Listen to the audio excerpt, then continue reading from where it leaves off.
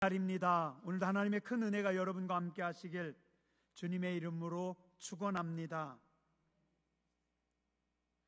창세기 12장에 보면 지금부터 대략 4,000년 정도 전, 주님 오시기 2,000년 정도 전 하나님께서 아브라함을 부르십니다. 당시 아브라함은 세계에서 가장 풍요로운 땅 중에 하나인 갈대아 우르 지역에 살다가 하나님의 부르심과 인도하심으로 가나안이라고 하는 척박한 땅으로 이동해서 살게 됩니다. 창세기 12장 8절과 9절에 보면 하나님의 인도하심을 받은 아브라함은 베델과 아이 사이에 장막을 치고 그곳에서 하나님께 제단을 쌓고 예배하고 정착합니다. 그런데 창세기 12장 10절 이하에 보니까 하나님의 부르심을 받아서 풍요로움과 편안한 땅을 떠나 새롭게 살게 된 그 땅에 기근이 시작됩니다.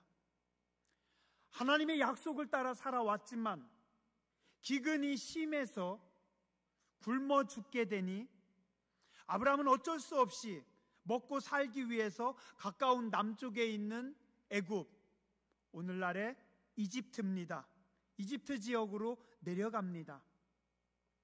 믿음으로 하나님의 말씀을 따라 살아왔지만 기근이라는 인생의 위기가 닥치니 어쩔 수 없이 인간적인 방법으로 살아나려고 합니다.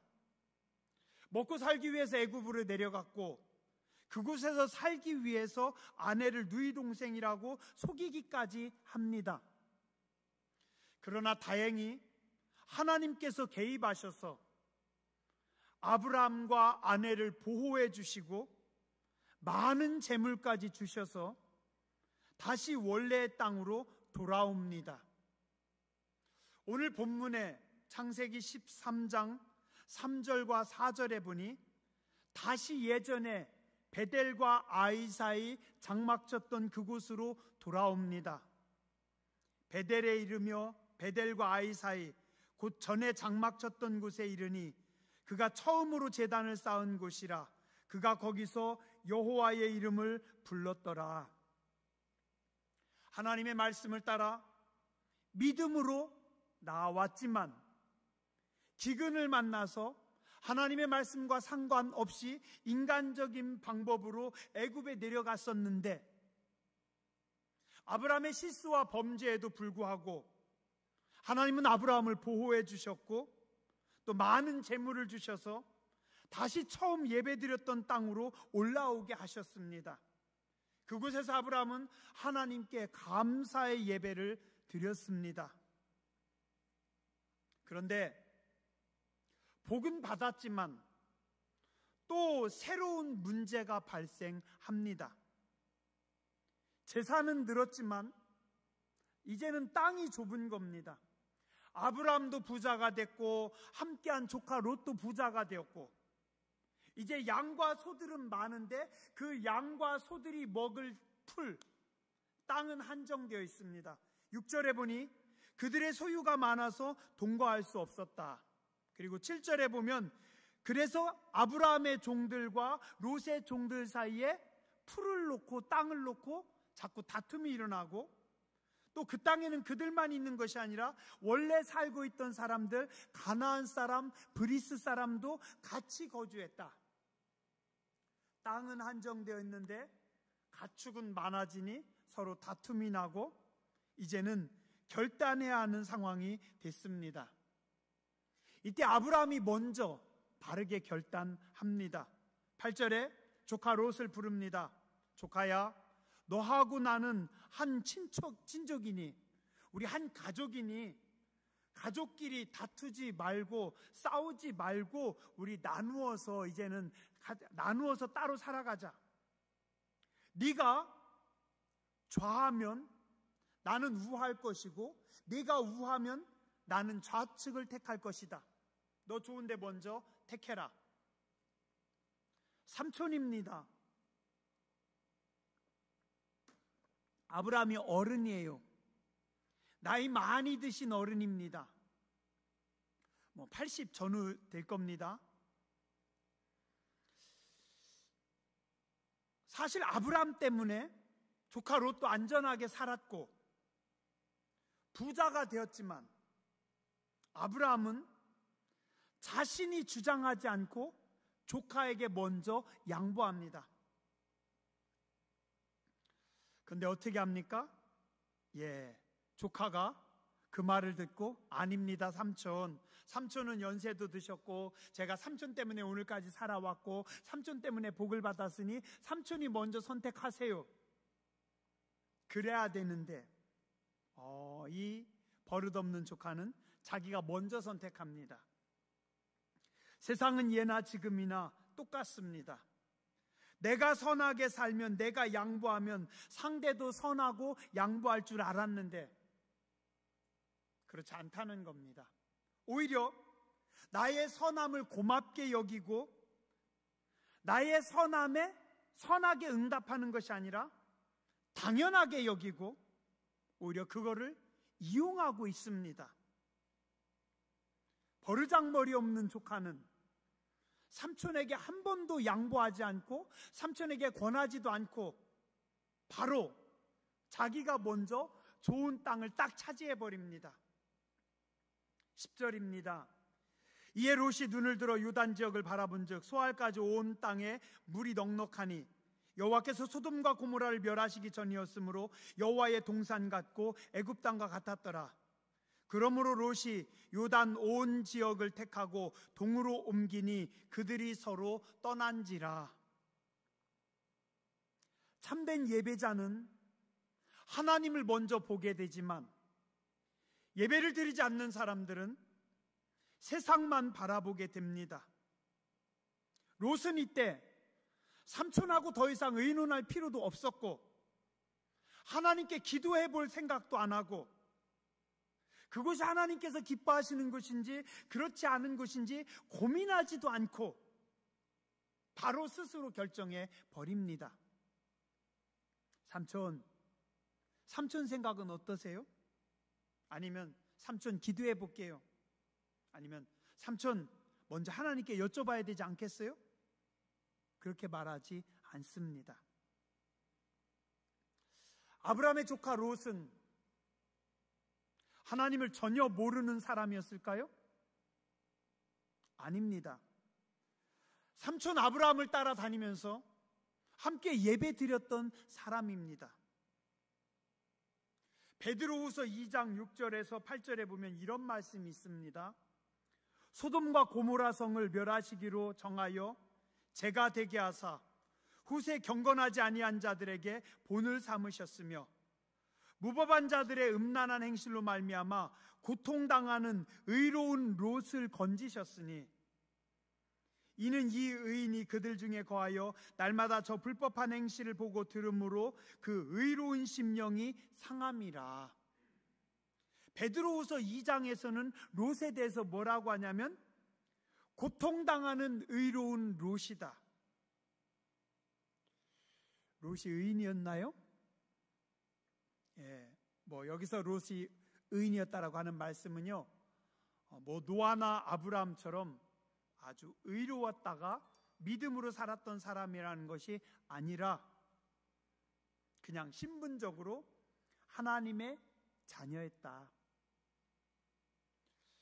하나님을 알고 예배를 드렸던 사람이다. 그러나 진짜 믿음으로 살던 사람은 아니었습니다. 창세기 12장 4절에 아브라함은 하나님의 말씀을 따라서 신앙생활했고 그 조카 롯은 그냥 삼촌을 따라다녔습니다. 그 삼촌이 하나님께 제사 드릴 때 함께 제사 드렸고 애굽으로 내려갈 때 함께 동행했습니다. 그런데 문제는 아브라함과 함께 예배는 드렸지만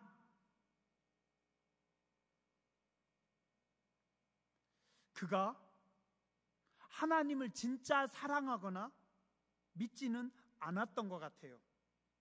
왜냐하면 성경에 이 롯이 스스로 자의적으로 예배드렸다라는 말씀은 한 번도 없습니다. 또한 이후에도 하나님께서 그에게 회개의 기회를 주셨지만 그러나 한 번도 회개했다라는 말씀이 성경에 없습니다.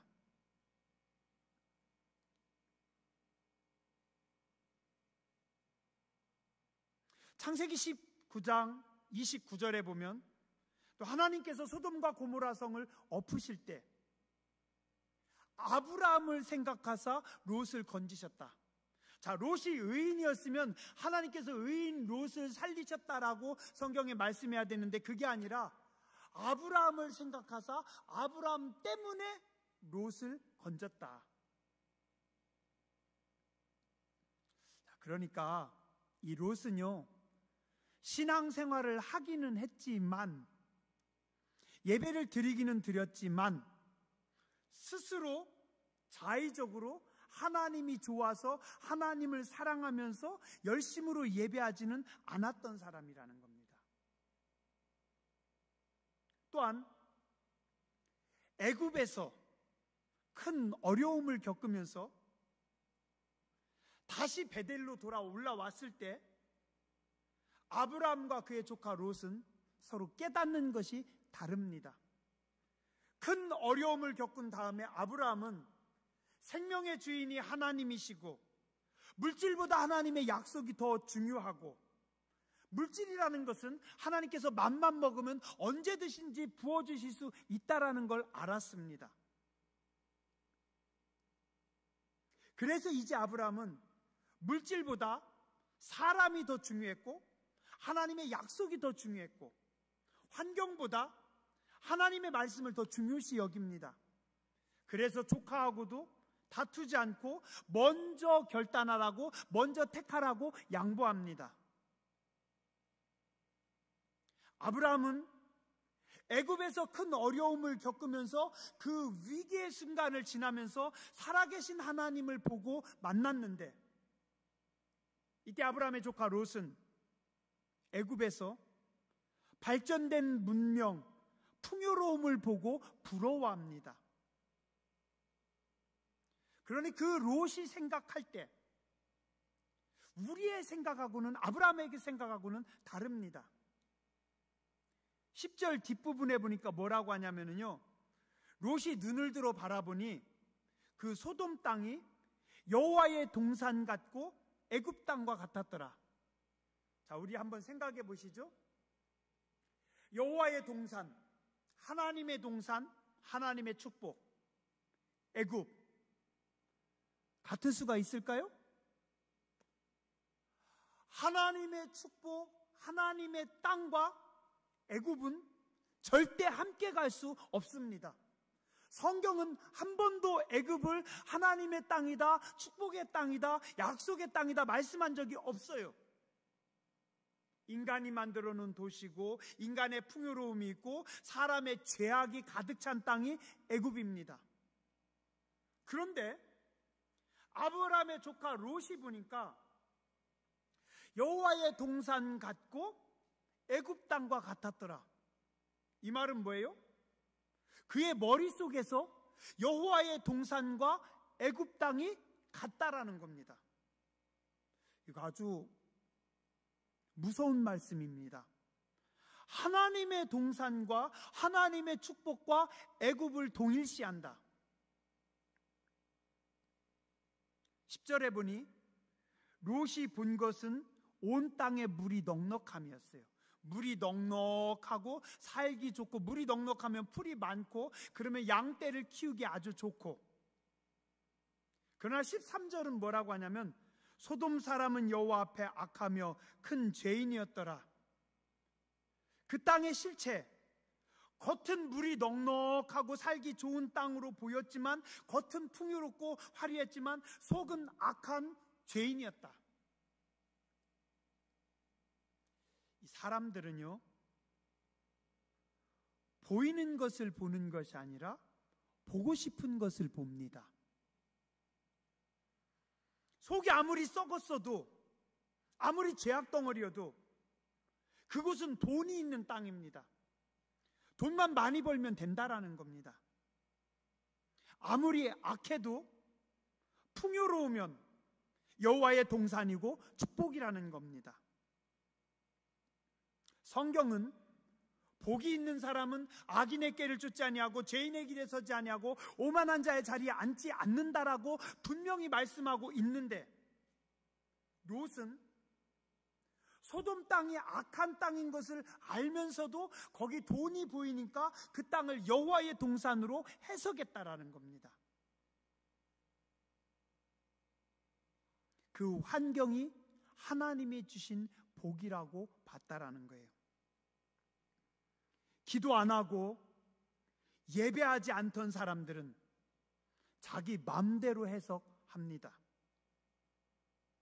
자식들이 믿음이 없어도, 신앙생활을 안 해도, 주일 성수를 안 해도, 11조를 안 해도 대기업만 들어가면 축복 받았대요. 돈만 많이 벌면 성공했대요. 그럴까요? 성경은 분명히 말씀합니다. 13절, 소돔 사람은 여호와 앞에 악하며 큰 죄인이었더라. 그럼 롯은 소돔의 악을 몰랐을까요? 아주 잘 알았습니다. 그리고 롯도 영리하게 대처합니다. 어떻게 하는지 아세요? 12절 한번 보세요. 아브라함은 가나안 땅에 거주하였고 롯은 그 지역의 도시들에 머무르며 그 장막을 옮겨 소돔까지 이르렀더라. 한 번에 롯이 소돔으로 들어가지 않고 그 지역의 도시들에 머무르면서 조금씩 자기가 바라보고 자기가 목표로 하던 소돔으로 가까이 갔다라는 겁니다. 공동번역에 보니까 롯은 여러 도시에 살다가 마침내 소돔으로 천막을 옮겼다. 세번역에서 보니까 롯은 평지의 여러 성읍을 돌아다니면서 살다가 소돔 가까이에 이르러서 자리를 잡았다. 왜 롯은 소돔과 고모라가 소돔 땅이 풍요롭고 좋은 땅으로 봤으면서도 그 땅에 한 번에 안 들어갔을까요? 악한 땅이거든요. 그 땅에 사는 인간들은 세거든요. 자칫 자기 재물, 자기 재산을 다 가지고 한 번에 확 들어갔다가 자기가 죽임당하거나 다 뺏겨버리면 아무것도 아니니까 나름 지혜롭게 눈치를 봐가면서 주변에 머물면서 그들하고 좋은 관계를 가지면서 소돔 땅으로 조금씩 다가갑니다. 그러다가 14장 12절에 보니까 그 소돔 지역의 5 왕들과 저 위에 4 왕이 전쟁을 할 때 뭐라고 성경에 말씀하냐면, 소돔에 거주하는 아브라함의 조카 롯도, 이때는 뭐예요? 이미 롯이 소돔성 중앙으로 들어갔다라는 겁니다. 창세기 19장 1절, 저녁 때 마침 롯이 소돔 성문에 앉아 있다가 천사들이 소돔 땅을 심판하러 갔을 때 롯이 어디 앉았냐면 성문 앞에. 고대예요. 성문 앞은 상당히 권력 있는 사람들만 앉을 수 있는 자리입니다. 재판장의 위치까지 올라오는 고위 공직자, 아니면 그 지역에 돈이 많은 유지들. 자, 이 말은 롯이 인간적으로 그곳에서 자리를 잡고 성공했다는 겁니다. 점점 악의 땅인데 한 번에 들어간 것이 아니라 자기 몸을 사리면서 자기를 아끼면서 조금씩 소돔의 중심으로 들어가서 나중에는 그곳에서 성공해서 나름 유지가 된 것이 롯입니다. 롯은 성공한 줄 알았어요. 그런데 불행해집니다. 소돔에만 들어가면, 거기서 자리 잡으면, 거기서 돈 벌면 다 될 줄 알았는데 다 무너집니다. 그가 그렇게 사랑했던 그의 아내는 두고 온 재산이 과거의 성공이 아까워서 뒤를 돌아보다가 소금기둥이 되고, 그의 사윗감들은 하나님의 말씀을 농담으로 여기고, 그래서 그들은 그곳에서 함께 망하고, 그는 나중에 믿음 없는 두 딸과 함께 동굴 속에서 다 날리고 동굴 속에 들어가서 그 두 딸과 부끄럽게 자식들을 낳고 그들이 모압과 암몬 자손이 되고, 성경은 그 뒤에 계속해서 말씀하시기를 모압과 암몬은 끝까지 하나님의 백성들을 물고 뜯는, 하나님을 대적하는 악의 족속으로, 대표적으로 하나님을 대적하는 족속으로 나온다라는 겁니다. 시작이 어디였을까요? 저는 시작이 오늘 본문 말씀의 제목으로 봅니다. 14절에 눈을 들어 10절에 롯이 눈을 들어 요단 지역을 바라본즉. 잘못 봤습니다. 근데 재밌는 거는요, 성경은요 14절에 롯이 떠난 다음에 아브라함도 역시 똑같은 단어로 뭐라고요? 너는 눈을 들어 너 있는 곳에서 봐라. 똑같은 단어가 두 번 나옵니다. 아브라함도 눈을 들어 보고 갔는데 롯도 눈을 들어 보고 갔는데 철저하게 실패한 인생이 되었고, 아브라함도 눈을 들어 봤는데 아브라함에게는 하나님의 은혜와 놀라운 축복이 있었다라는 겁니다. 차이가 뭐예요? 롯은 자기가 눈을 들어 자기 눈으로 봤다라는 겁니다. 눈을 들어 내 눈으로 그 땅을 보고 그 땅을 선택했습니다. 근데 아브라함이 눈을 들어라고 할 때 이 눈을 든 주체는 뭡니까? 아브라함이 눈을 들어 자기가 좋아하는 땅, 자기가 갖고 싶은 땅을 본 것이 아니라 하나님께서 아브라함아 너도 눈을 들어 봐라. 아브라함이 눈을 들게 한 주체는 하나님이셨습니다. 이게 신앙입니다. 인간의 힘으로, 나의 힘으로 내 눈을 들어서 내가 바라보는 삶과 하나님의 눈으로, 하나님의 힘으로 바라보는 삶, 그것이 다르다라는 겁니다. 한번 따라서 하시죠. 아브라함은 말씀의 사람입니다. 나는 예배의 사람입니다. 우리는 기도의 사람입니다. 저는 여기에 차이가 있다라고 생각합니다. 아브라함은요, 말씀의 사람이었어요. 그리고 아브라함은 예배의 사람이었어요. 아브라함은 기도의 사람이었어요.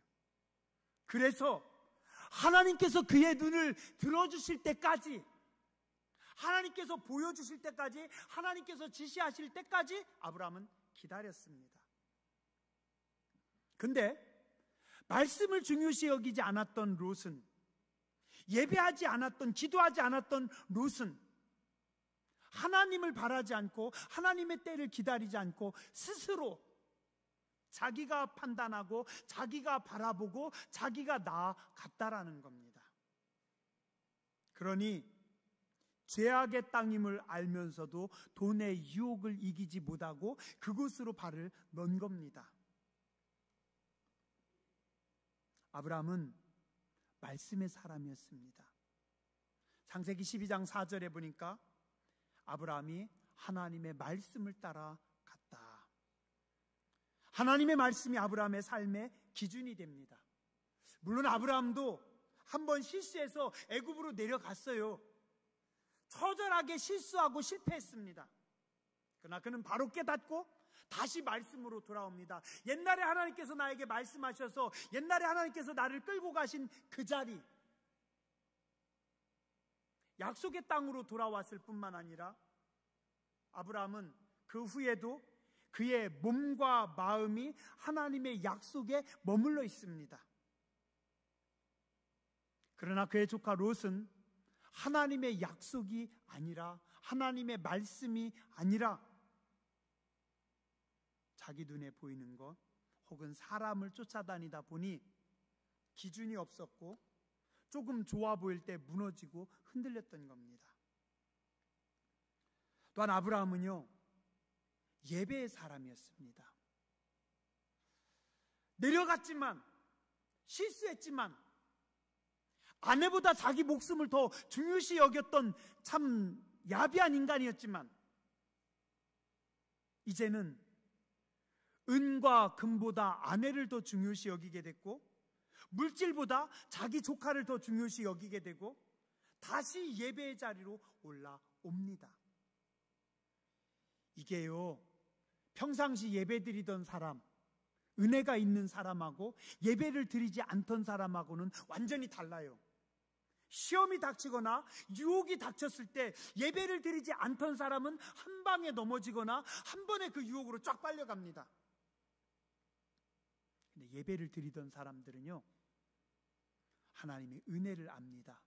하나님의 도움을 받습니다. 하나님의 지시하심을 받게 됩니다. 자, 한번 보죠.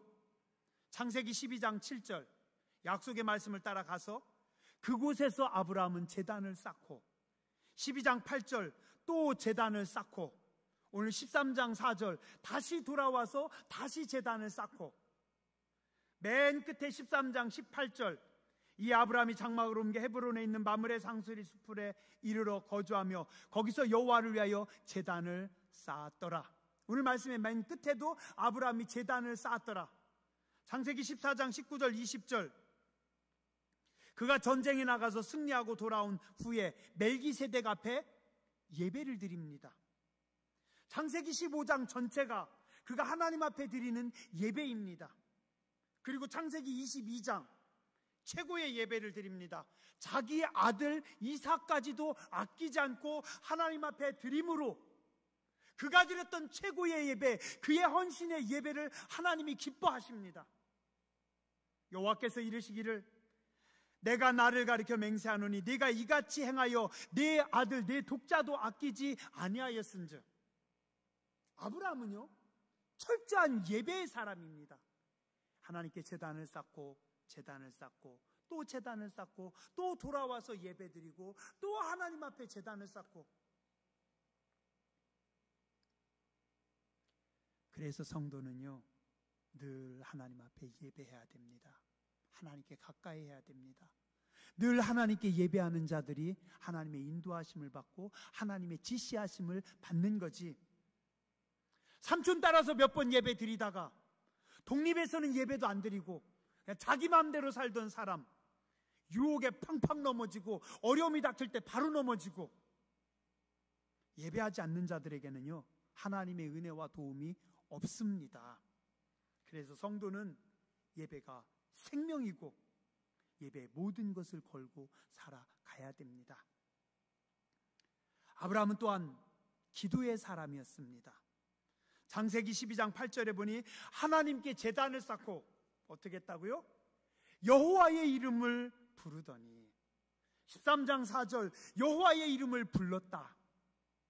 18장 22절은요 하나님 앞에 소돔 땅을 위해서 여러 번 중보기도하며 매달립니다. 하나님, 그 땅에 의인 50명 있어도 심판하시겠습니까? 45명 있어도 심판하시겠습니까? 40명 있어도 심판하시겠습니까? 하나님 화내지 마세요. 30명 있어도요. 하나님 죄송해요. 한 번만 더요. 20명 있어도요. 하나님 마지막으로 한 번만 더 부탁드릴게요.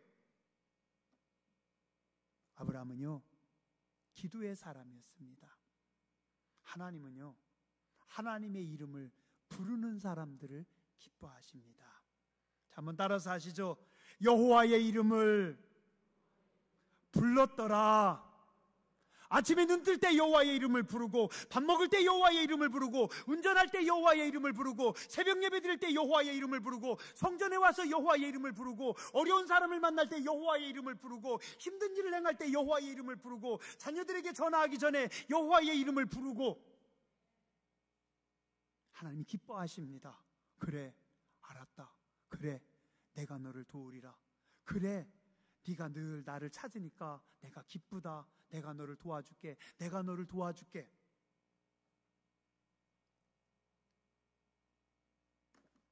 아브라함도 실수했어요. 아브라함도 죄 졌어요. 아브라함도 넘어졌어요. 그러나 그가 말씀을 사랑할 때 그 말씀이 아브라함의 인생을 붙잡아 주었고, 그가 하나님 앞에 예배할 때 그 예배를 통해서 하나님께서 그의 길을, 그의 걸음을 가르치시고 완전함으로 인도하셨고, 그가 하나님의 이름을 부를 때마다 하나님께서 그 앞에 나타나셨다라는 겁니다. 저는 그리고 참 놀랍고 좋은 게요, 롯이 아브라함을 떠난 후에, 롯이 풍요를 찾아서 아브라함을 떠난 후에 아브라함 앞에 누가 나타나요? 여호와께서 아브라함에게 이르시되, 롯이 떠난 후에 하나님께서 나타나셔서 아브라함에게 말씀합니다. 이제 너도 눈을 들어 봐라. 너도 눈을 들어 봐라.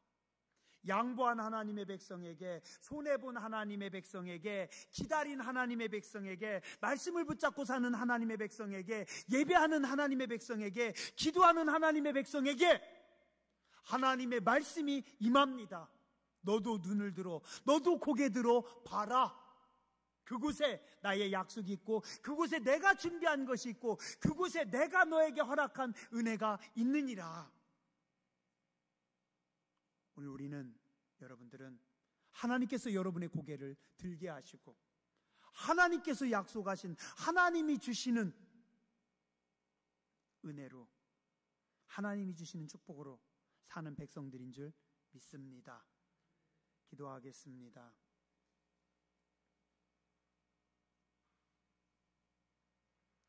거룩하신 하나님, 은혜로우신 주님, 감사합니다. 오늘도 귀하고 복된 날을 구별하여 주시고, 주님을 바라보며 주님을 사랑하는 주의 백성들이 거룩하신 하나님 앞에 예배하게 해주셔서 감사드립니다. 저희도 한평생 하나님 앞에 가는 그날까지 주의 말씀을 사랑하고 주의 말씀을 붙잡고 그 말씀에 순종하는 복된 백성들 되게 하여 주시옵소서. 참된 예배자들이 되기 원합니다. 주님이 기뻐하시는 예배자들이 되기 원합니다. 주님이 받으시는 예배자들이 되기 원합니다. 여호와의 이름을 부름으로, 주의 도우심으로 승리하는 교회와 성도들 되게 하여 주시옵소서. 거룩하신 주님 예수님 이름으로 간절히 기도드렸습니다. 아멘.